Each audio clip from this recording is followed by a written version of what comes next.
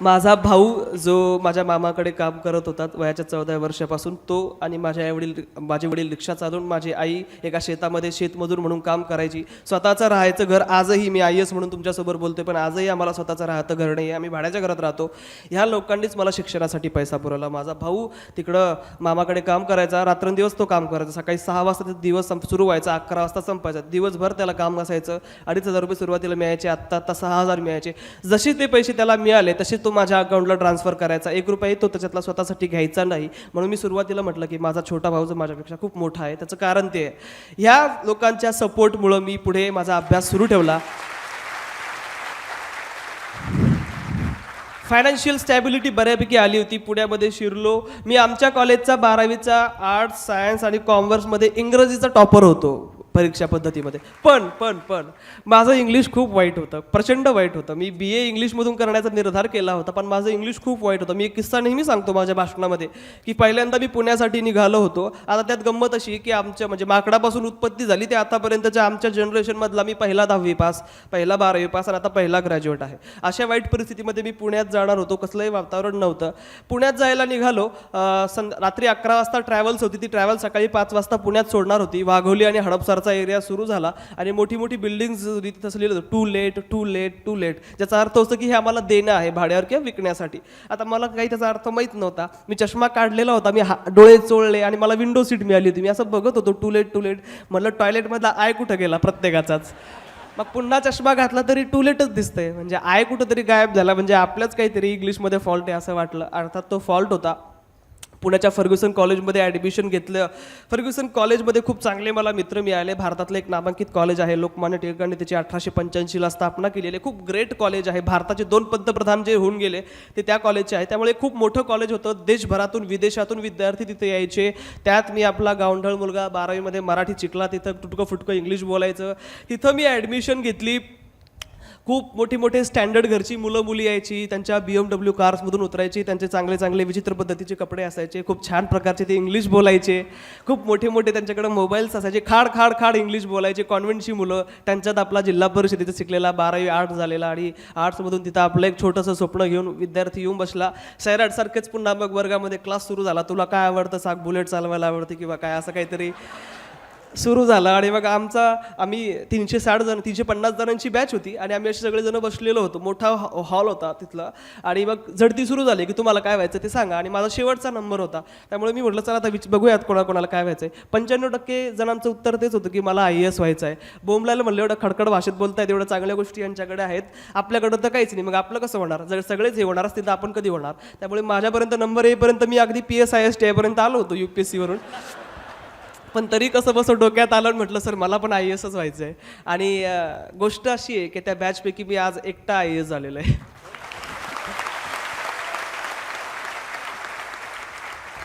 खूप चांगले मित्र मला फर्ग्युसन कॉलेजमध्ये मिळाले. खूप चांगलं वातावरण झालं. आम्ही अभ्यास सुरू केला ग्रुपमध्ये. माझ्या आयुष्यामध्ये आर्ची नसली तरी सल्ले आणि लगड्यासारखी खूप चांगली मला मित्र लाभली. त्याच्या माध्यमातून माझा आणखी जोरात अभ्यास सुरू झाला. खूप चांगला अभ्यास केला. फर्स्ट इयर संपलं. फर्स्ट इयरला मी कॉलेजचा हिरो होतो. कॉलेजच्या मॅगझिनमध्ये माझ्या कविता यायच्या, माझ्या गोष्टी यायच्या, माझा फोटो आला होता. त्यामुळे फर्ग्युसन कॉलेजमध्ये मी रुळलो होतो. माझं इंग्लिश मी इम्प्रूव्ह करायला सुरुवात केली होती. मला माझा विकनेस माहीत होता, त्याच्यावर मी काम केलं. माझं इंग्लिश मी इम्प्रूव्ह केलं होतं. फर्स्ट इयर माझं झालं आणि मग मी विचार सुरू केला की मी ज्या कारणासाठी पुण्यामध्ये आलो, फर्ग्युसनमध्ये आलो, म्हणजे UPSC करण्यासाठी, IAS होण्यासाठी, त्याच्यामध्ये मी 1 वर्षात काय मिळवलं. माझ्या अर्थात उत्तरार्थात 0 असं होतं. त्यामुळे मी ठरवलं की आता आपण पूर्ण वेळ UPSCची तयारी करायची. कॉलेज आणि मित्र थोडंसे बाजूला ठेवून आपण जास्तीत जास्त UPSCकडे फोकस करायचा. आणि मग मी जुलैच्या एका क्लास जॉईन केला आणि तिथून मग अभ्यास सुरू केला. त्यातही फार गमती जमती व्हायच्या. माझ्या आयुष्यामध्ये ज्या निगेटिव्ह गोष्टी त्या मी फार गमती जमतीने घेतलेल्या आणि मी तुमच्यासमोर त्या गमती जमतीनंच सांगतोय. असा तो कोचिंग क्लासचा वर्ग 200-250 मुलं तिथं भरलेली होती. मी यायचो. वयाच्या 19व्या वर्षी मी तो क्लास जॉईन केला होता. खूप छोटा मी दिसायचो, कारण 29, 30, 27, 28 असे वयाची मुलं तिथं असायची तयारी करायला. मी खूप छोटा वाटत होतो त्याच्यामध्ये. त्यामुळे मी असं मागणं चालत असं पुढे यायचो. सगळेजण माझ्याकडे असे कौतुकानं बघायचे. काही जण असे चिडवण्याच्या याच्यामधले असे वेगळंच विचित्र असं हास्य करायचे. म्हणजे तुम्ही जर द जंगल बुक बघितला असेल हिंदीमधला, तर त्यात तो मोगली हरवतो बघा जंगलामध्ये आणि तिथं काय येते, तो नाग येतो मोठा आणि ती विचारते प्रियंका चोप्रा त्या मोगलीला की ए नन्ही सी जान इस घने जंगल में तुम कैसे आए. तसंच त्यांचा उल्लेख असायचा की हा कशाला आला असेल बिचारा एवढ्या लवकर इथे. पण मी खूप पॉझिटिव्ह होतो माझ्या आयुष्यामध्ये. मला कळलं होतं की माझी स्पर्धा ह्या 250-300 किंवा देशभरातील 4.5 लाख विद्यार्थ्यांशी नाही आहे. माझी स्पर्धा स्वतःशी आहे. माझ्यामध्ये काही दोष आहे, त्या दोषावर मला बात करायची आहे. ती जर मी करू शकतो तर मी IAS होऊ शकतो. हे ध्येय मी समोर ठेवलं. क्लासमध्ये खूप चांगल्या प्रकारे मी संबंध प्रस्थापित केले. शिक्षकांशी चांगला सेकंड इयरला अभ्यास केला. थर्ड इयरला असताना मी प्रॅक्टिस सुरू केली. 4.5 लाख विद्यार्थी पूर्वपरीक्षा जनरली दरवर्षी देत असतात. म्हणून मला माझा पहिला प्रयत्न होता. माझी स्पर्धा खूप मोठ्या लोकांशी होती, ज्यांनी 4-4, 5-5 अटेम्प्ट दिली होती, इंटरव्ह्यू दिले होते. मी पहिल्यांदाच वयाच्या 21व्या वर्षी परीक्षा देणार होतो. त्यामुळे मला जास्त अभ्यास करणं गरजेचं होतं. म्हणून मी 9 महिने आधीच नोव्हेंबरपासून, म्हणजे ऑगस्टमध्ये पूर्वपरीक्षा होती, नोव्हेंबरपासून मी पूर्वपरीक्षेचा अभ्यास चालू केला. खूप छान अभ्यास केला. ग्रुपमध्ये आम्ही अभ्यास करायचो. प्रचंड अभ्यास केला. पूर्वपरीक्षा दिली. पूर्वपरीक्षाचाही माझा असाच इंटरेस्टिंग किस्सा आहे की पूर्वपरीक्षेच्या एक दिवस आधी मी अजय देवगणचा दृश्यम बघायला गेलो होतो. मला मूवीज बघायला आवडतात, पण बाकीचे जण खूप टेन्शन घेऊन अभ्यास करत होते. सकाळी 7 वाजता मी सेंटरला पोहोचलो. करण्यासाठी काहीच नव्हतं, म्हणून मित्राच्या मोबाईलमधला डर्टी पिक्चर बघत होतो आणि माझ्या बाजूला एक मुलगा बसून इंडियन पॉलिटी वाचत होता, लक्ष्मीकांतचं. मी खूप चिल होतो, कारण 9 महिने मी खूप चांगला अभ्यास केलेला होता. त्यामुळे मला पूर्वपरीक्षा चांगली गेली. ऑक्टोबरमध्ये बॉम्ब पडला याच्यासाठी म्हणतोय, ह्या एक्झामचं रिझल्टचं डेट कधीच देत नसतात, कधीतरी मध्येच ती डेट टाकून देतात. तो बॉम्ब पडला सप्टेंबर-ऑक्टोबरमध्ये. माझ्या मित्राने, उमेश नाव आहे त्याचं, त्याने मला ते रिझल्ट कळवला.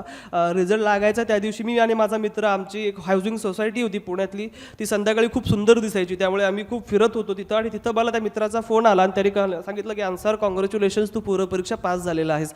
माझ्यासाठी ही गोष्ट खूप मोठी होती. त्याची 2 कारणं आहेत. एक कारण म्हणजे 3 वर्ष पुण्यामध्ये मी जो संघर्ष करत होतो त्यातून मला फळ ॲज सच काही मिळालेलं नव्हतं. मी फक्त कर्मच करत होतो, पण फळ मला काही मिळत नव्हतं. दुसरी गोष्ट अशी होती की आमच्या गावामध्ये माझ्याबद्दलच्या खूप साऱ्या गोष्टी पसरल्या होत्या. तर ती पहिली गोष्ट ही होती की मला पुण्यामध्ये एक ब्राह्मीण मुलगी आवडली आणि आमच्या दोघांचं लग्न झालेलं आहे. दुसरी गोष्ट अशी होती की जेव्हा कधी, म्हणजे सरांनी सांगितलं की गावकऱ्यांना जास्त प्रेम असतं आमच्यावर, गावकऱ्यांना जास्त चिंता लागलेली असते आपल्या रिझल्टची. ज्यावेळेस मी गावात जायचो, कधीतरी 5-6 महिन्यातून एकदा जायचो मी, पकडायचे असे सगळेजण दिसला की अजून किती दिवस, हा त्यांचा प्रश्न असायचा. त्यांना असं वाटायचं की 4 वर्ष जसं इंजिनिअरिंग केलं की इंजिनियर होता येतं, तसं हे काहीतरी कलेक्टरचं असेल की 3 वर्ष करा आणि कलेक्टर व्हा. त्यामुळे सगळ्यांना सांगून ना की 9 यायचं. त्यामुळे मी ठरवलं की आता यांना भेटायलाच नको आणि बोलायलाच नको. मग मी काय करायचो की 11 वाजता ट्रॅव्हल्स असायची, 6 महिन्यातून एकदा यायचं. सकाळी 5 वाजता गावात सोडायची. 5 वाजता सगळं गाव झोपलेलं असायचं, कोणालाच दिसायचं नाही. 2 वर्षात घरात कोडून राहायचं, खायचं प्यायचं, सगळ्यांनी भेटायचं. 11 वाजता पुन्हा ट्रॅव्हल्स असायची जालन्यावरनं. 11 वाजता सगळं गाव झोपलेलं असायचं, पुन्हा पुण्याला निघून जायचं. त्यामुळे मला सांगण्यासाठी यश काहीतरी होतं की अरे बघा, मी हे करून दाखवलं. म्हणजे 3 वर्ष जो मी अभ्यास केला, जे माझ्याबद्दलचे माझ्या वडिलांना सांगण्यात येत होतं की मुलं बिघडतात पुण्याला गेल्यानंतर, तसं काहीच नव्हतं. खूप चांगल्या प्रकारे मी ते प्रिलिम पास झालो होतो. आता मुख्य परीक्षा पास करणं गरजेचं होतं. 100 दिवस माझ्याकडे होते. त्या 100 दिवस मी अहोरात्र प्रयत्न केले, लिखाणाचा सराव केला, भरपूर अभ्यास केला. म्हणजे मी 12 वाजता झोपायचो, सकाळी 6ला उठायचो. पण 11:30 नंतर मला माझा मेंदू एवढा थकलेला असायचा की बसल्या बसल्याच झोप लागायची, आणि ज्यावेळेस माझे डोळे उघडायचे त्यावेळेस सकाळचे 6 वाजून गेलेले असे. म्हणजे बसल्या बसल्याच मी झोप काढायचो. असा खूप अभ्यास मी केला. मुख्य परीक्षा दिली. मुख्य परीक्षेचा अनुभवही चांगला होता. 3 तास लिखाण, 4000 शब्द, 20 प्रश्न, त्याच्यानंतर 2 तासाचा गॅप, पुन्हा 3 तास लिखाण, पुन्हा 4000 शब्द, असे दिवसामध्ये 6 तास लिखाण, 8000 शब्द, असे 2 पेपर सोडवावे लागायचे. पुन्हा दुसऱ्या दिवशी उठून पेपर द्यावा लागायचा, म्हणजे रेस्ट घ्यायला काही वेळ भेटायचा नाही. अशा प्रकारे ती एक्झाम गेली. मुख्य परीक्षेचा निकाल 19 फेब्रुवारीला लागला होता. पण तत्पूर्वी झालं असं की माझी मोठी बहीण जी 26 वर्षाची आहे, 15-16 वर्षीचं लग्न झालं होतं, तिचे हस्बंड जे होते ते थोडेसे दारू वगैरे प्यायचे, आणि त्यांना खूप आजार वाढल्यामुळं किडनी आणि लिव्हर खराब होऊन 9 फेब्रुवारीला त्यांचं निधन झालं. खूप मोठं संकट आमच्यावर कोसळलं, कारण माझ्या मोठ्या बहिणीला एक 8 वर्षाचा आणि एक 2.5 वर्षाचा मुलगा आहे, आणि आता होणार कसं, हा खूप मोठा प्रश्न होता. कारण माझे वडील रिक्षा चालवायचे, भाऊ जे काही कमवायचं ते पैसे मला यायचे, त्यामुळे आमच्याकडे उदरनिर्वाहाचं साधन नव्हतं. मग आता होणार कसं, ही खूप मला भीती वाटत होती. मग 3 दिवस घरी होतो. दीदीने सांगितलं की तू ही परीक्षा पास करणार आहेस, पुढच्या तयारीसाठी तू पुण्याला निघून जा. तिचं मी ऐकलं आणि तेच विश्वास घेऊन मी निघालो. 19 फेब्रुवारी शिवजयंतीचं मला खूप मोठं गिफ्ट मिळालं. त्याच मित्राने कॉल करून कळवलं की अन्सार तू पास झालेला आहेस. 4.5 लाख जणांमधून 15,000 जण मुख्य परीक्षेला होते. 15,000पैकी 2,800 जणांचं इंटरव्ह्यूला सिलेक्शन झालं होतं. त्यामध्ये माझा नंबर होता. ही खूप माझ्यासाठी आनंदाची गोष्ट होती. आमच्यावर जे संकट कोसळलं होतं त्याच्यावर मलमपट्टी एक प्रकारची झाली होती. मराठीतून मी ही परीक्षा दिलेली आहे, त्यामुळे मराठीतून पहिल्या प्रयत्नामध्ये इंटरव्ह्यूला पोहोचणं ही खूप मोठी गोष्ट माझ्यासाठी होती. मी जाणीवपूर्वक इंटरव्ह्यूचं मीडियम हिंदी निवडलं होतं, कारण हिंदी माझी मातृभाषा होती आणि मी कम्फर्टेबल होतो बोलण्यामध्ये. मला पॅनलशी संवाद साधायचा होता. 30 दिवस मी दिल्लीला माझं हिंदी इम्प्रूव्ह करण्यासाठी गेलो होतो. 30 दिवस तिथे राहिलो. 7 एप्रिलला माझा इंटरव्ह्यू होता. 3:30 वाजलेले होते. तिथं खूप प्रेशर असतं, सरांना चांगल्या प्रकारे माहिती आहे. सगळे CISFचे जवान असे गन घेऊन मोठ्या मोठ्या AK-47 घेऊन उभे असतात. आपल्या आयुष्यातला सगळ्यात महत्त्वाचा दिवस असतो, ज्या दिवशी आपण आपले केस कसे ठेवायचे, पायाचा लेस कसा बांधायचा, कसे कपडे घालायचे, तर खूप महत्त्वाचा दिवस असतो. 275 मार्काचा इंटरव्ह्यू असतो. सगळ्यात महत्त्वाच्या दिवशी मी तिथं गेलो. त्या दिवशी मी खूप छोटा वाटत होतो इतरांपेक्षा, सूट घातला असला तरी. त्यामुळे सगळ्यांना असं वाटत होतं की हा इंटरव्ह्यू द्यायला आलाय का याचा कुणीतरी काका इंटरव्ह्यू द्यायला आलाय असं वाटत होतं. तरी देखील कॉन्फिडन्स ठेवून त्या हॉलमध्ये शिरलो. खूप एन्झायटी थोडी वाढायला लागली होती, हार्टबीट्स वाढायला लागल्या होत्या. 3:30 वाजता माझा इंटरव्ह्यू सुरू होणार होता. तो पिऊन आला आणि तो मला म्हटला, अन्सार शेख कौन है? मैंने कहा सर मैं हूँ. चलो अब आपका नंबर लगने वाला है. म्हटलं हा असं बोलतोयस का, बकऱ्याला कापायला घेऊन चालले? एवढे महत्त्वाचे दिवस आणि अशा प्रकारे बोलतोय. तरी घाबरत उठलो. PK जोशी नावाचं मला पॅनल होतं त्या सरांचं. हिंदीमध्ये माझा इंटरव्ह्यू सुरू झाला. पहिलाच प्रश्न होता की young man what is your age? तुम्ही 22 वर्षाचे आहात का? म्हटलं नाही सर, मी फक्त 21 वर्षाचा आहे. हे बघून ते शॉक झाले होते, खूप आनंदित झाले होते, कारण 21व्या वर्षी त्यांचीच मुलं काय करत असतात त्यांना माहीत नव्हतं. तिथपर्यंत मी पोहोचलो होतो. त्यामुळे खूप आनंदाची गोष्ट. अर्धी लढाई तिथं जिंकून झाली होती त्या वयाच्या फॅक्टरमुळं. मग आता अर्धी लढाई आपल्या उत्तराची होती. 2 प्रश्न माझ्या इंटरव्ह्यूचे खूप गाजले आणि ज्यांना मला खूप चांगले मार्क्स मिळवून दिले. मला 199 मार्क्स आहेत 275 पैकी, खूप जास्त मार्क्स आहेत. त्याची कारणं बघा. विचारलं की मुस्लिम युवकांचं एवढं रॅडिकलायझेशन का होताना आपण बघतो. मी मुस्लिम असल्यामुळे मला मुस्लिम प्रश्नांची माहिती पाहिजे, म्हणून त्यांनी मला विचारलं, बघूया त्याला माहितीकडे. मग 6-7 कारणं सांगताना एक वहाबिझमचा उल्लेख केला. मग विचारलं वहाबिझम काय असतं. मग ते उत्तर देताना शिया सुन्नीचा उल्लेख केला. त्यांना असं वाटलं की हा सुन्नींना क्रिटिसाइज करतोय, टीका करतोय, म्हणजे मे बी हा शिया मुस्लिम असेल, म्हणून त्यांनी मला लाईटली विचारलं की तू शिया मुस्लिम आहेस का सुन्नी मुस्लिम आहेस? त्यावेळेस म्हटलं सर मी इंडियन मुस्लिम आहे, बाकीच्या गोष्टीवर विश्वास नाही आहे माझा. 21 वर्षाच्या मुलाकडून हे उत्तर त्यांना अपेक्षितच नव्हतं. त्यामुळे ते शॉकही झाले आणि आनंदीही झाले. नंतर मग शेवटी पॅनल मेंबरने मला विचारलं की अन्सार तुला 10वीला जास्त मार्क्स होते आणि 12वीला जास्त होते आणि 10वीला कमी होते, असं का झालं? म्हटलं सर वेगवेगळी कारणं दिली. म्हटलं की संस्कृतसारखा स्कोरिंग सब्जेक्ट होता, मॅथ सायन्स नव्हतं. मग संस्कृतमध्ये 100 पैकी 100 पडले होते म्हणे. मी म्हणालो, मग ते म्हणे अरे मला पण 100 पैकी 100 पडले होते. मग म्हणे कसं काय पडले तुला? म्हटलं सर रट्टा मारला होता. आमच्याकडं तेच चालत असतं, कारण तुम्हाला जर कुठेतरी ॲडमिशन घ्यायचं असेल तर रट्टा मारा, अभ्यास करा, डोळे झाकून. मी तेच केला. ते म्हणले अरे मी पण रट्टाच मारला होता. म्हणजे मी प्रामाणिकपणे ते उत्तर दिलेलं होतं जे होतं ते. त्याच्यानंतर ते मला म्हणाले की अन्सार सांग, टू गो जाणे याला इंग्लिश संस्कृतमध्ये कोणता शब्द आहे? मग मला माहित होतं बुद्धम शरणम गच्छामी. म्हटलं सर गच्छ. मग म्हणे त्याचं भूतकाळ वर्तमान काळ आणि भविष्यकाळ सांग. म्हटलं सर रट्टा मारलो त्यामुळे आता काय आठवत नाही. मग म्हटलं सर एक आठवतो गच्छामी. ते म्हटलं त्याचा काय अर्थ? म्हटलं सर मी जातो, बुद्धम शरणम गच्छामी, मी बुद्धाला शरण जातो. म्हटलं मी जातो असा अर्थ होतो. मग ते म्हणले एखादा श्लोक आठवतो का? म्हटलं सर आठवतो, सांगू का? ते म्हटले नको राहू दे, आता येत असेल तर ते कशाला विचारणार. त्यामुळे ते म्हटले की अन्सार तुझा इंटरव्ह्यू झाला आणि तुझ्या पुढच्या वाटचालीस आम्ही तुला खूप खूप शुभेच्छा देतो. आता हा इंटरव्ह्यू तर संपला होता माझा, पण याच्या वेळेस असंच मी वाट बघत होतो की कधी म्हणतात तू जाऊ शकतो. मी त्याच्याकडे असं हसत बघतोय. म्हणजे प्रोटोकॉल असतो की थँक्यू म्हणायचं, हॅव अ नाईस डे म्हणायचं, आपण निघायचं. पण मी त्यांच्याकडे हसत बघतोय. मग बाजूचा मेंबर म्हणला अन्सार नाव गच्छामी, तू जाऊ शकतोस म्हणून. खूप मोठा जोक झाला आणि खूप चांगले मार्क्स मला त्या इंटरव्ह्यूमधून मिळाले. आता बॉम्ब पडणार होता 9 किंवा 10 मेच्या दिवशी. पुन्हा बॉम्ब पडणार अशी चर्चा होती की 9 किंवा 10ला हिरोशिमा किंवा नागासाकी आपलं होऊ शकतं. त्यामुळं मी आता त्या दिवशीची खूप वाट बघत होतो. 9 तारखेला माझ्या रूमपासून मी पुण्याला राहायचो, तिथून 10 मिनिटाच्या अंतरावर एक सायबर कॅफे होता. तिथं सकाळी 10ला जाऊन बसलो. 10 ते 4 वाजेपर्यंत इंटरव्ह्यू रिझल्टची वाट बघितली. एक मिनिटं इनटॉलरेबल माझ्यासाठी होता. तरी काही रिझल्ट लागला नाही. मला खूप भूक लागली होती, झोप येत होती. म्हटलं चला उद्या 100% लागेल. गड्ड्यात गेलं सगळं, जाऊन झोपू, जेऊ आणि उद्या सकाळी येऊ. गेलो, थोडंसं काहीतरी खाल्लं, पण झोप कशाची यायली, कारण उद्या 100% रिझल्ट लागणार असं वाटत होतं. अतिशय मला अजिबात झोप आली नाही. पुन्हा 10 वाजता सायबर कॅफेत गेलो. ताप चढला होता दरम्यानच्या काळात, डोळे खूप कमकुवत झाले होते, डोळ्यामधून आपोआप पाणी यायला लागलं होतं. एक मिनिटं माझ्या हार्टबीट्स धाड वाढत होत्या. 10 ते 4 वाजेपर्यंत बसलो. बोंबलायला काही रिझल्ट लागला नाही. म्हटलं आता जाऊ द्या, सोडा, सगळं गेलं गड्ड्यात. ते म्हणजे सैराटमध्ये आहे ना की जिंदगी की ये रीत आहे, हार की बात जीत आहे, तसं म्हटलं काहीतरी आपलं होईल, आपण जाऊन बसू रूमवर. आणि मी 5च मिनिटं त्या सायबर कॅफेवरून चालत गेलो आणि माझ्या त्याच मित्राचा मला कॉल आला की अन्सार कॉंग्रॅच्युलेशन्स, तू सिलेक्ट झालेला आहेस म्हणून. देशामध्ये देशामध्ये मी 361वा होतो. मी तर देवाला ही प्रार्थना करत होतो की देवा मला शेवटचा काय होईल पण येऊ दे, मला त्या लिस्टमध्ये येऊ दे, कारण माझ्यावर खूप संकटं कोसळलेली होती. मला फेल्युअर अफोर्डेबल नव्हतं, मला पास होणं स्टेबल होणं गरजेचं होतं, कुटुंबियाची परिस्थिती खालावत होती. त्यामुळे 361वा रँक माझ्यासाठी खूप आनंदाचा होता. ओबीसीमध्ये असल्यामुळे मला IASही मिळणार होतो, त्यामुळे मी खूप खुश होतो. आणि बाकीच्या सगळ्या गोष्टी मग तुम्ही न्यूज चॅनल्सवरून आणि इतर गोष्टीकडून तुम्ही बघितल्या असेल. अशा प्रकारे एक संघर्षाचा तो शेवट झाला. आता दुसरा संघर्ष आता माझा ट्रेनिंग नंतर सुरू होणार आहे, तोही मी पेलावेल. पण तो संघर्ष तिथं संपला. वडिलांना पहिला कॉल केला की अब्बा मैं कलेक्टर बन गया. वडील रिक्षा चालवत होते, मग रिक्षाचा आवाज येत नव्हता. म्हणला काय, मला आवाज येत नाही, मी नंतर फोन करतो. म्हणजे एवढा महत्त्वाचा दिवस बोंबलायला आणि त्या दिवशी ऐकायला येणार, ठीक आहे. मग आईला फोन केला, सगळ्यांना सांगितलं. खूप सगळे आनंदी झाले, आपोआप डोळ्यातनं पाणी यायला सुरुवात झाली. खूप आम्ही खुश झालो आणि एकंदरीत त्याच्यानंतरचं माझं आयुष्य 360च्या अँगलमध्ये बदललं. आज तुम्ही मला ऐकताय त्याबद्दल मी तुमचा आभारी आहे. तुमचं मला खूप प्रेम मिळालं.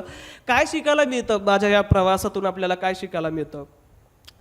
एक गोष्ट, कुठलीही परीक्षा पास करणं अवघड नसतं, कधीच अशक्य कधीच नसतं. ते आपल्यावर डिपेंड करतं. परीक्षा आपल्याला नेहमी पास करण्यासाठी घेतलेली असते. जर आपण नापास होत असतो तर मला असं वाटतं की कुठंतरी आपणच कमी पडत असतो. असं बोललं जातं नेहमी की मराठी माध्यमातून आपण परीक्षा पास करू शकत नाही. मी मराठी माध्यमातून ती परीक्षा दिली होती. गरिबाची मुलं, रिक्षाचालकाची मुलं, गोरगरिबाची मुलं होऊ शकत नाही. आम्ही सगळ्यांनी ते सिद्ध केलं की आम्ही ते करू शकतो. ही परीक्षा पास करायची असेल तर प्रिन्स दादासारखी परिस्थिती असायला हवी असंही काही नव्हतं. ओळखही माझी कोणाशी नव्हती. खूप गरीब घरातून मी जन्मलो होतो. त्यामुळे तेही मीच तोडण्याचं काम केलेलं आहे. ओळख लागतो, वशिला लागतो, या सगळ्या गोष्टी माझ्याकडे नसतानाही मी ते केलं. त्यामुळे मी नेहमी सांगतो की माझ्या यशातून ते शिकण्यासारखं आहे की माझ्यासारखा एका सर्वसामान्य कुटुंबियामधला मुलगा जर वयाच्या 21व्या वर्षी पहिल्याच प्रयत्नामध्ये देशात 361वा येतो, ज्याच्या जनरेशनमध्ये कोणीच ग्रॅज्युएट नाही आहे. 1981ला आमचा जालना जिल्हा तयार झाला. तिथून आत्तापर्यंतचा मी एकमेव जिल्हा IAS आमच्या जिल्ह्यामधला एकमेव अधिकारी झालेलो आहे. जर मी हे करू शकत असेल तर तुम्ही लोक ही का करू शकत नाही? तुमच्यामध्ये त्या सगळ्या क्षमता आहेत, पण त्यासाठी ज्या गोष्टी गरजेच्या असतात त्या गव्हाणे सरांनी सांगितल्या, त्याच्यावर तुम्ही फोकस करण्याचं गरजेचं आहे. त्या गोष्टी काय या थोडक्यात 2 मिनिटात सांगतो आणि मी थांबतो, कारण मला माहिती की मी खूप लांबवलेलं आहे माझं स्पीच. पहिली महत्त्वाची गोष्ट असते स्ट्रॉंग विल असणं गरजेचं, की काहीही झालं, कितीही अडचणी आल्या तरी मला हे करायचंच आहे. ती इच्छाशक्ती असणं खूप गरजेचं असतं. दुसरी गोष्ट पॉझिटिव्ह ॲटिट्यूड हवा आपल्या आयुष्यामध्ये, कारण अडथळे खूप असतात आपल्या गोष्टीमध्ये, आयुष्यामध्ये अंधार खूप असतो, पण आपण आयुष्यामध्ये नेहमी पॉझिटिव्ह सकारात्मक असायचं असतं. कुठल्याही संकटाला, कुठल्याही ऑब्स्टेकलला आपण पॉझिटिव्ह घ्यायचं असतं. त्याच्यातून त्या चॅलेंजला आपण एक अपॉर्च्युनिटी म्हणून घ्यायचं असतं. आपल्याला जर कोणी दगड फेकून मारला तर तोच उचलून त्याला मारण्याऐवजी त्याच्यापासून आपला एखादा छोटासा महाल बनण्याचं कौशल्य आपल्याकडे असलं पाहिजे. त्यामुळे आपण आयुष्यात नेहमी पॉझिटिव्ह असलं पाहिजे. तिसरी गोष्ट अर्थातच हार्डवर्क करावा लागतो. 10, 11, 12 तास अभ्यास करावा लागतो, तेव्हा जाऊन कुठं इथं येऊन बसता येतं. फोकस देखील लागतो, नाहीतर मग 15 तास लायब्ररीमध्ये बसलाय आणि 5 तास अभ्यास केला आणि 10 तास तो किंवा ती इकडं बघत होती तिकडं बघत होती, असं करूनही चालत नाही. मी लायब्ररीमध्ये बऱ्याचदा असं बघायचो. मी खूप लोकांच्या आयुष्यातला अडथळा आहे. दोघांचं जर प्रेम असेल तर त्यांच्यामधला मी नेहमी अडथळा आहे. लायब्ररीमध्ये बसायचो, मी मध्ये असायचो, इकडे एक मुलगा तिकडे एक मुलगी आणि मी एखाद्या पडद्यासारखं होतो. मग ते चिलमन म्हणतात त्याला, उर्दूमध्ये ती शायरी आहे की हा चिलमन से हम जाके वहा चिलमन से वो झाके लगा दो आग चिलमन में ना हम जाके ना वो जाके. हे अशी परिस्थिती असू नये. अभ्यास करायचा, तो क्वालिटीचाच अभ्यास करायचा, पूर्ण फोकस ठेवून तो अभ्यास केला पाहिजे. मी म्हणेल 12 तास करू नका, पण 10 तास करा, पण तो चांगला अभ्यास आपण करणं गरजेचं असतं. डेडिकेशन देखील या एक्झामिनेशनमध्ये सक्सेसफुल होण्यासाठी लागत असतं. आता 4थी रमजान ईद आहे. पुण्यावर गेल्यापासून मी फक्त 2दाच आमच्या फॅमिलीसोबत रमजान ईद सेलिब्रेट केलेली आहे. खूप कमी वेळ मी आमच्या घरच्यांसोबत व्यतीत केलेला आहे. अभ्यास मला करायचा असल्या कारणानं, त्यामुळे ते एक प्रकारचं डेडिकेशन, ती एक प्रकारची भक्ती गरजेची असते. आणि शेवटी म्हणजे कन्सिस्टन्सी असणं आणि आपल्यामध्ये पेशन्स असणं गरजेचं आहे. कारण माझ्यासारखा एखादा 21व्या वर्षी लागतो, काही जणांना 30-31 वर्ष उजाडतं, 5-5, 6-6 अटेम्प्ट द्यावे लागतात. खरा संघर्ष मला असं वाटतं की माझा नाही आहे, त्या लोकांचा आहे ज्यांनी 4-4, 5-5 वेळा हे अटेम्प्ट दिलेले आहेत. कारण खूप बोर होऊन जातो माणूस अभ्यास करून 30 पुस्तकं 4-4, 5-5 वेळा वाचायची, खूप बोर होतं आपल्याला. असं असताना देखील ह्या लोकांनी ते केलं. ते संयम आणि ते सातत्याची ती खरी ओळख म्हणजे ती लोक आहेत. त्यामुळे ह्या सगळ्या गोष्टी जर तुम्ही करू शकत असाल तर मला असं वाटतं की तुम्ही एक्झामिनेशन क्लिअर करू शकता. आणि त्याच्यासाठी पुण्याला, दिल्लीला किंवा अमेरिकेला पण जायची गरज नाही आहे. ह्या गोष्टी जर तुम्ही इथं जळगावमध्ये राहून जर करणार असाल तर अर्थातच यश हे तुमचं आहे. शेवटी माझ्या ह्या यशाचं मला काय वाटतं, माझ्या काय भावना आहे त्या शब्दामध्ये व्यक्त करायचं असेल तर पुन्हा मी मूवीजकडे येतो. शाहरुख खानचा ओम शांती ओम तुम्ही बघितलं असेल, त्यातलं त्याचं एक खूप छान डायलॉग आहे आणि तेच माझ्या यशाचं मला वाटतं की काहीतरी मी शब्दरूपात व्यक्त करू शकतो कि इतनी शिद्दत से मैंने तुम्हें पाने की कोशिश की है कि हर जर्रे ने मुझे तुमसे मिलाने की साजिश की है. कहते हैं किसी चीज़ को अगर सच्चे दिल से चाहो तो सारी कायनात तुम्हें उससे मिलाने की कोशिश में जुट जाती है. तुम्हाला सर्वांना पुढच्या वाटचालीसाठी खूप खूप शुभेच्छा. मला बोलण्याची संधी दिली आणि एवढा वेळ ऐकून घेतला त्याबद्दल आभारी आहे. थँक्यू.